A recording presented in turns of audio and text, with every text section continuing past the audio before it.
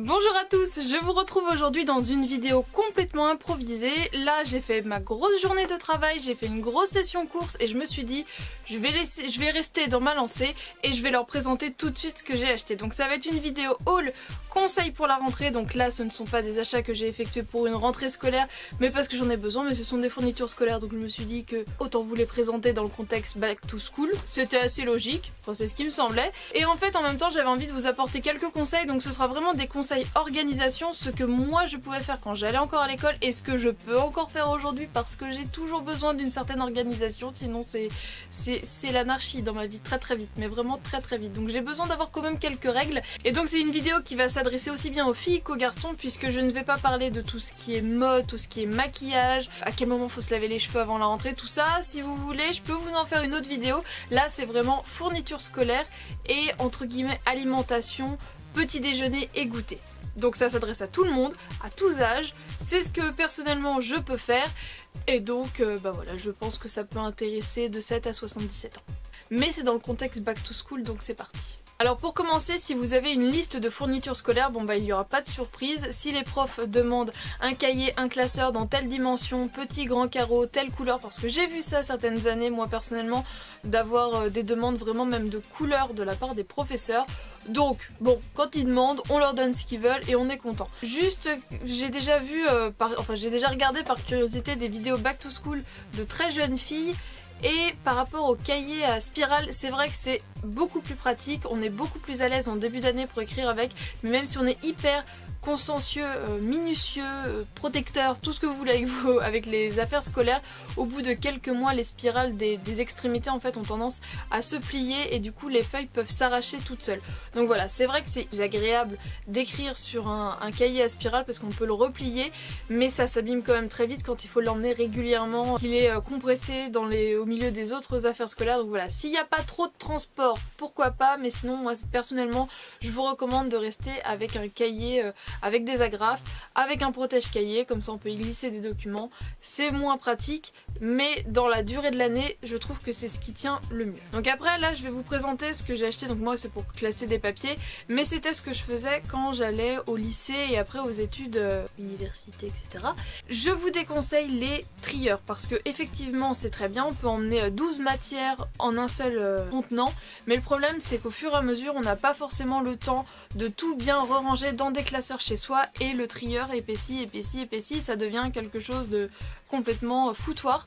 Donc si vous arrivez à être très organisé et à ranger au fur et à mesure chez vous, allez-y sur le trieur, mais je sais que moi j'arrivais pas à me donner une organisation aussi stricte que ça en fait, et de ranger régulièrement. Et surtout les professeurs avaient parfois tendance à dire au fait ressortez le polycopier d'il y a 2-3 semaines, et là ça peut être un papier que vous avez déjà rangé. Donc c'est pour ça que moi je préférais garder vraiment une grosse quantité du cours à chaque fois, et donc j'avais deux solutions à vous présenter. Donc tout d'abord le porte-vue, donc là j'en ai pris un de 120 vues parce que je trouvais ça vraiment hyper pratique. Quand on a des polycopiers, on glisse ça tout de suite dedans. Le classeur c'est plus épais, là c'est vraiment super fin. Donc voilà, moi j'ai vraiment une préférence pour tout ce qui est protège documents. Pour les documents A4, on les glisse directement dedans, on écrit sur des feuilles volantes ou des bloc-notes, et je trouvais ça vraiment hyper pratique. Et l'autre solution qui se rapproche du coup du trieur, c'est directement la pochette. Et donc ça c'est vraiment aussi une solution que j'aimais vraiment beaucoup,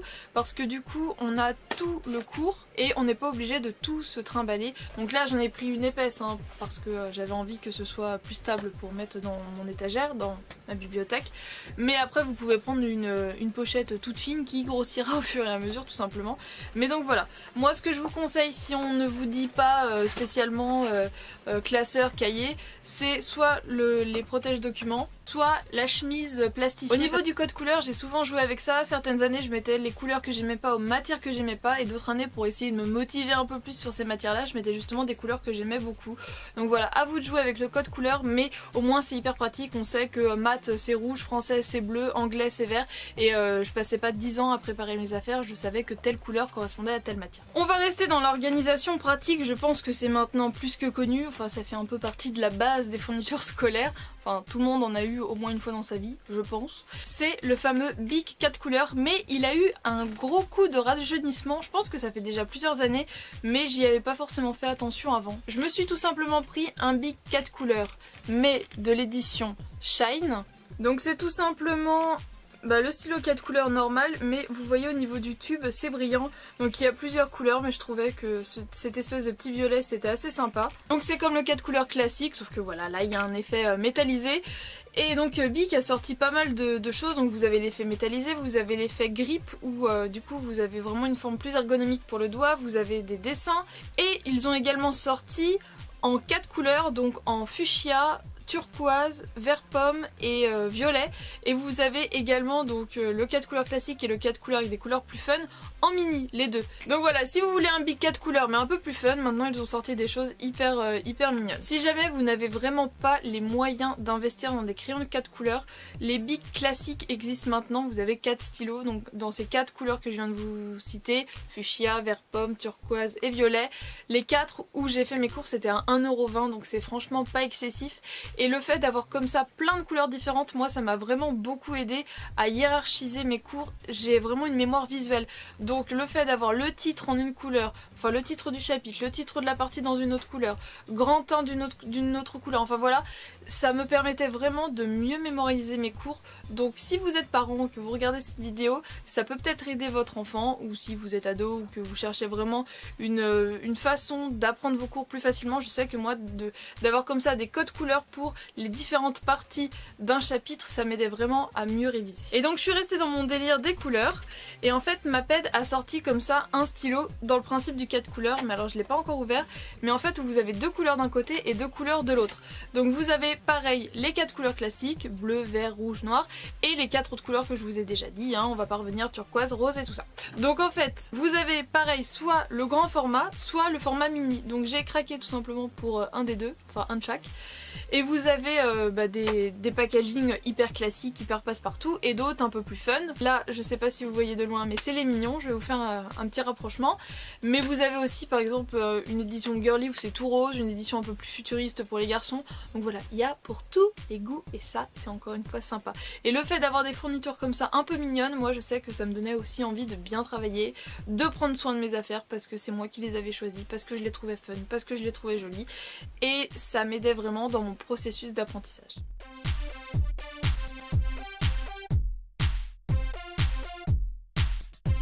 Préférez vraiment avoir un stylo, une couleur. J'aime bien aussi parfois avoir vraiment juste une couleur et pas avoir un stylo épais. J'ai craqué sur les Papermate, donc ils sont assez connus, ce sont des stylos feutres, mais là en fait vous avez le pack avec toutes les couleurs.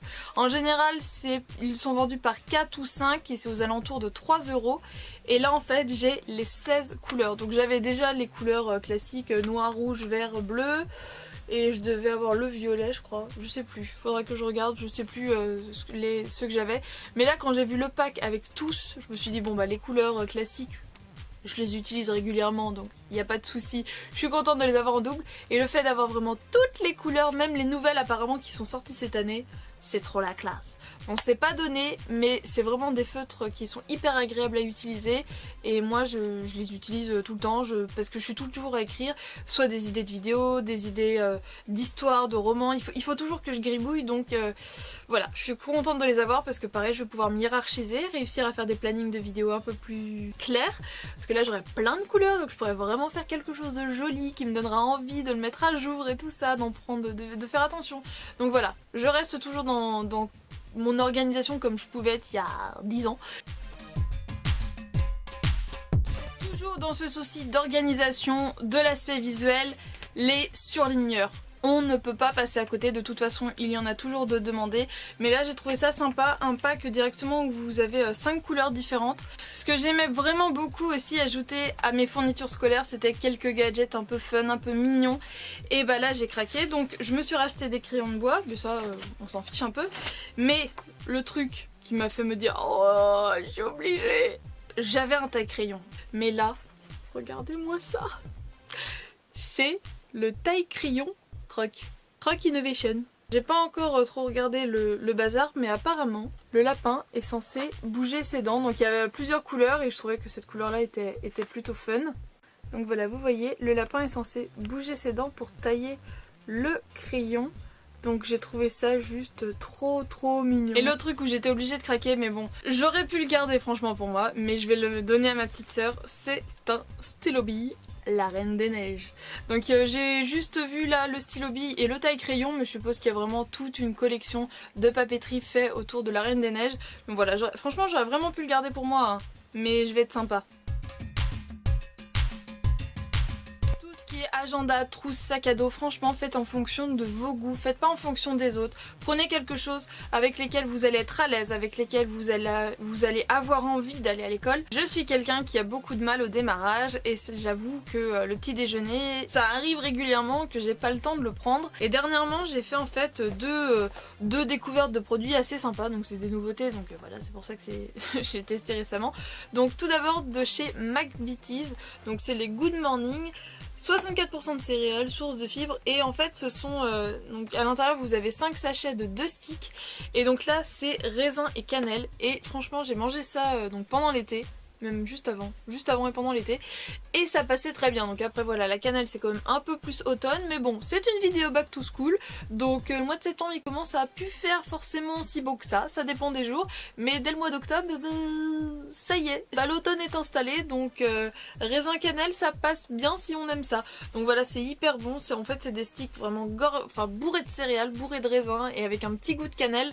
Si on n'aime pas la cannelle, ça peut ne pas passer, mais c'est pas un goût très fort, et moi je sais que j'en suis complètement dingue. Et l'autre gâteau spécial petit-déj que j'aime vraiment beaucoup, c'est de chez Belvita, c'est le moelleux. Donc là c'est le nature, donc je l'ai pas encore testé celui-ci, mais jusqu'à présent je prenais celui en fait avec des pépites de chocolat, parce que vous avez aussi fruits rouges et donc pépites de chocolat, et le pépite de chocolat est délicieux. Donc là j'ai eu envie de goûter le moelleux nature, parce que je me suis dit que des fois je me fous des pépites de chocolat partout en fait, ça me saoule, donc à voir si nature c'est aussi bon, parce que c'est vraiment super moelleux, super agréable sous la dent, j'adore.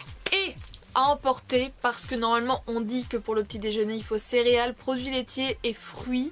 Alors pour le produit laitier, eh bien à moins que vous emmeniez un yaourt à boire que vous consommez rapidement, sinon j'ai pas vraiment de solution miracle, mais les briques de jus de fruits. Donc je vous conseillerais du bio, et je vous conseillerais surtout du 100% fruits. Bio ou pas bio, il faut que ce soit du 100% fruits, parce que sinon c'est fait à partir de concentré de fruits, donc ils rajoutent du sucre et tout ça, donc c'est pas terrible. Et comme on dit, après l'effort, le réconfort, donc vient l'heure du goûter, parce qu'après une bonne journée, c'est sympa de se faire un petit goûter.